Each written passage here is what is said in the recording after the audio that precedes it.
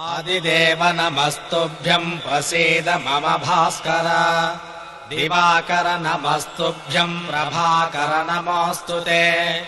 సప్తాస్వరథమారూఢం ప్రచండం కశ్యపాత్మజం. ఎప్పుడైనా గాలికి ఒత్తి జారిపోయిందని కానీ, దీపం నిధనమైపోయిందని కానీ, కొండెక్కిందని కానీ ఆ దీపం విషయంలో చెప్పగలరా? ఎంత గాలి ఆ దీపాన్ని ఏమీ చెయ్యలేదు. ఎంత గాలిలో దీపం వెలుగుతూనే ఉంటుంది. గాలిలో దీపం పెట్టి అన్న మాటకి విరుద్ధం గాలిలో ఉన్న పెద్ద దీపం భాస్కర. ఆ వెలుతురుని ఏమీ చెయ్యగలిగినది లోకంలో ఇంకొకటి లేదు. 2, లౌకికంగా దీపం పెడితే చౌరైపోతే ఆరిపోతుంది. దాంట్లో పోసినవాడు ఎవడు పట్టుకెళ్ళి ఆవు నెయ్యి పోసాడు, ఎవడు పట్టుకెళ్ళి నువ్వుల నూనె పోసాడు, అది పెట్టినవాడెవరు? అది అలా వెలుగుతూనే ఉంది. అందులో దానికి చౌరు సంబంధం ఏమైనా ఉందా? అది అలా వెలుతురు. దీపాలు ప్రయాణాలు చెయ్యవు. ఏదో గంగలో విడిచిపెడితే కొంత దూరం వెళ్ళాలేమో. ఈ దీపం నిక్కచ్చిగా ప్రయాణం ఆకాశంలో చేసి వెళ్ళిపోతుంటుంది. కానీ దానికి ఏ భంగపాటు ఉండదు. అలా వెలిగిపోతూ ఉంటుంది. అందుకే మన వాళ్ళు కార్తీక మాసం వచ్చేటప్పటికీ ఆకాశ దీపం అని పెడతారు. ప్రత్యేకంగా శ్లోకం చెప్తారు. ఆకాశ దీపం అన్న మాటకు అర్థం ఏమిటో తెలుసా? నువ్వు మాకందరికీ దీపం. రాత్రి చంద్రదీపం, పగలు సూర్యదీపం. నీకు దీపం పెట్టడం ఎలా? ఆకాశ్ అంటే అంతటా వ్యాపించినవాడు, వాడికి వెలిగించిన దీపం ఆకాశ దీపం. కార్తీక మాసం అంతా కూడా కృతికా నక్షత్రం అగ్ని సంబంధం కాబట్టి దీపాలు పైకెత్తుతారు. ఎత్తి శ్లోకం చెప్పాలి. ఆకాశ దీపం వెలిగిస్తారు.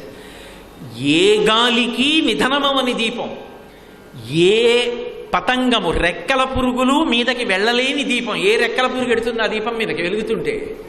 ఏ రెక్కల పురుగు స్పృశించలేని దీపం, ఏ చమురు అయిపోని దీపం, ఎన్నాళ్ళైనా మసి బారని దీపం. అటువంటి దీపం ఏదైనా ఉంటే లోకంలో అదొక్కటే. అందుకే అది భాస్కర. అటువంటి కాంతి, అటువంటి వైభవం, అటువంటి వెలుతురు. ఆ వెలుతురు ముందు నిలబడగలిగిన వెలుతురు వేరొకటి లేదు. ఆ వెలుతురు అన్నిటినీ చూపిస్తుంది. దాన్ని చూపించగలిగిన వెలుతురు లోకంలో లేదు ఇంకా. అది స్వయం ప్రకాశం. అది అందరూ దర్శనం చేస్తారంతే. దాని వెలుతురులో కనపడనదన్నది లేదు. కానీ దాన్ని చూపించడానికి మాత్రం వేరొక వెలుతురు చాలు. ఏదీ సరిపోదు. అసలు దీపము కాంతి అన్న మాటకు ఉండేటటువంటి పరిమితులు ఏముంటాయో అవి దానికి అన్వయము కావు. అంత స్వతసిద్ధంగా అంతటి గొప్ప శక్తితో వెలుగుతున్న దీపం కాబట్టి, అటువంటి కాంతి కాబట్టి, అటువంటి కిరణ సముదాయం కాబట్టి, అటువంటి కాంతి పుంజం కాబట్టి దానికి భాస్కర అన్న పేరు అన్వయమైంది. ఏమండి, మీరు ఒక్కటి చెప్పండి. అసలు ఆయన వైభవం గురించి వింటుంటే రేపు తెల్లవారగానే ఒకసారి చూడాలి సుమా తమాషా అని అనిపించదు? ఇన్ని విశేషాలా? ఇంత గొప్ప దీపమా, అంత గాలిలో ఆరని దీపమా, మసిబారని దీపమా, రెక్కల పురుగులు పడిన దీపమా, చమురు లేని దీపమా, ఇది నేను చూడవలసిందే అని అనిపిస్తుందా అనిపించదా? అలా చూడగానే పరమ సంతోషంతో ఒక్కసారి నమస్కారం చెయ్యాలనిపిస్తుందా అనిపించదా? అమ్మో, ఏమి వర్ణించాడండి కవి. ఆయన ఒక్కొక్క కాంతి ఒక్కొక్కలా ఉంటుంది. తెలుగు వాళ్ళకి అదో విశేషం. ఏదో పొన్న పువ్వు ఛాయ, పొన్న పువ్వు మీద పొగడంపు పూచాయ శ్రీ సూర్యనారాయణ అని పాట పాడతారు. మొట్టమొదట ఉదయిస్తే ఎలా ఉంటాడు, ఆ తర్వాత ఎలా ఉంటాడు, మధ్యాహ్నం ఎలా ఉంటాడు, సాయంత్రం ఎలా ఉంటాడు, వీటికి పువ్వులు చెప్పి పువ్వు మీద పువ్వు చెప్పి కీర్తిస్తాడు.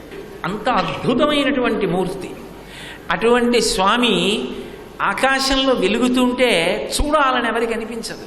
కాబట్టి పవిత్రమైనటువంటి నామాలు, వేదప్రోక్తమైన నామాలు, వాటి వైభవం అవన్నీ మళ్ళీ ఆయన అనుగ్రహము చేత పునరుద్ధరింపబడి దేశము ప్రకాశించుగాక. కాబట్టి భాస్కరం భువనేశ్వరం. కాబట్టి భాస్కరుడు, భాస్కర దాటితే భువనేశ్వరం అంటారు. భువనేశ్వరం అంటే సమస్తమైనటువంటి భువనములకు ఆయన అధిపతి. ఈశ్వర శబ్దము చేత పిలవబడుతున్నాడు. ఈశ్వర అన్న మాటకు అర్థం ఏమిటో తెలుసా?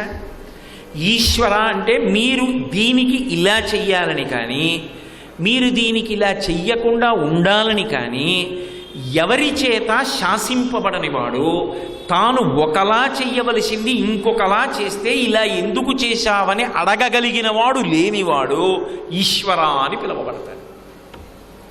లోకంలో సాధారణంగా ఓ నియమం ఉంటుంది, ఏదో పాపం చేశాడు అనుకోండి ఈ ఫలితం అనుభవించాలి. కానీ ఆయన ఈశ్వర, వెంకటేశ్వర, పరమేశ్వర. ఆయన చూశాడు, పరమభక్తితో ఉన్నాడు. వాడు పరమభక్తితో వీడుంటే వీడు ఏదైనా బాధకి లోనైతే గత జన్మలలో చేసిన పాపానికి ఇప్పుడు నీకు నేను ఈ ఫలితం ఇస్తున్నాను అని బాధ పెట్టాడు అనుకోండి, అప్పుడు వాడు ఏడిస్తే ఎవరికి చెప్పి ఏడుస్తాడు? వాడు పక్కింటి వాళ్ళకి చెప్పడు, భార్యకి చెప్పడు, తిన్నగా పూజా మందిరంలోకి వెళ్ళి కూర్చుని ఏడుస్తాడు.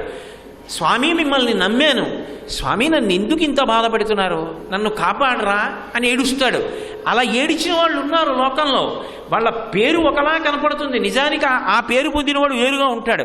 రామదాసు గారిని కొట్టారు, పాపం క్షరాన్నం పెట్టారు, పావు షేరు బియ్యపు అన్నంలో షేరు ఉప్పేసి వండి పెట్టారు ఆయనకి. ఆయన ఏం చేశాడు? తను తినలేదు. ఆ చీకటి కొట్లో గోడ దగ్గరికి తీసుకెళ్ళి దాన్ని రామచంద్రమూర్తికి నివేదించాడు. నువ్వు తిన్నాక నేను తింటాను, ఉచ్ఛిష్టం అన్నాడు. క్షరాన్నము క్షీరాన్నమైంది. ఎందుకని ఆయనకి నిజంగా మనసుతో పెడుతున్నాడు, అందుకని పరమాన్నం చేసి భక్తుడికి పెట్టుకున్నాడు. కొట్టనివ్వండి తిట్టనివ్వండి ఆయనకే చెప్పాడు అంతే. ఆఖరికి డబ్బు ఇవ్వలేదని కొడుతుంటే కారాగారంలో మొరబెట్టుకున్నాడు. ఏదో లక్ష్మణనకు చేయిస్తే బంగారు మొలత్రాడు రామచంద్ర, ఏదో సీతమ్మకు చేయిస్తే చింతాకు పతాకము రామచంద్ర, ఎవడబ్బా సొమ్మని కులుకుచు తిరిగేవు రామచంద్ర అని అడిగాడు. కోపం వచ్చినా ఆయన్ని అడిగాడు, ఎవడబ్బా సొమ్మని పెట్టుకు తిరుగుతున్నావు భద్రాచలంలో, దెబ్బలు నాకా, ముచ్చట్లు నీకా అన్నాడు. అని అబ్బా తిట్టి తినని ఆయాసపడబోకు రామచంద్ర, తిట్టానని కోప్పడకు స్వామి, ఏం చేయను బాధ భరించలేక నిన్నే అన్నా, సంతోషమైనా నీతోటే దుఃఖమైనా నీతోటే. రామదాసు గారు అంటారు గోపరాజు గారిని. నిజంగా నాకు ఒకటి చెప్పండి, గోపరాజు గారు రామదాసు గారా, రామచంద్రమూర్తి గోపరాజు గారికి దాసా? రాముడే గోపరాజు గారికి దాసు. ఎందుకనంటే రాత్రి తానీషా కల్లోకి వచ్చి నా పేరు రామోజీ, ఈయన లక్ష్మోజీ, మేమిద్దరం రామదాసు గారి సేవకులం అని చెప్పి డబ్బిచ్చిన వాడు ఎవరు? రామచంద్రమూర్తి. గోపరాజు గారికి రాముడు దాసుడా, రాముడికి గోపరాజు గారు దాసుడా? నేను నీ దాసుడినంత మాత్రం చేత భక్తుడికి దాసుడైన వాడు పరమేశ్వరుడు. అలా ఎందుకయ్యావు అని అడగగలిగిన వాడు ఎవరైనా ఉంటాడా? నీ దాసుని దాసుడా గుహుడు తామక దాస్యమొసంగినావు, నీ చేసిన నేరమో అన్నాడు.